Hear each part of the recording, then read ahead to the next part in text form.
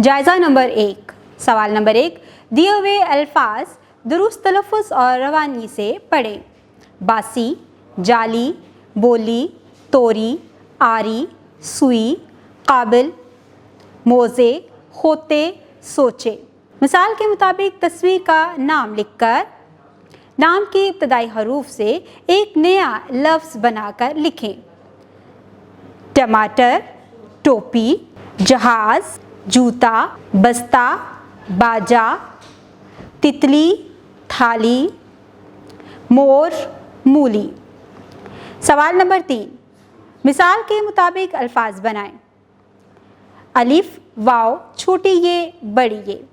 मिसाल, चाट, चाटा, चाटो, चाटी, चाटे। जाग, जागा, जागो, जाली, जाले। तोल, तोला, तोलो, तोली, तोले। सोच, सोचा, सोचो, सुई, सोए। छोड़, छोड़ा, छोड़ो, छोड़ी, छोड़े।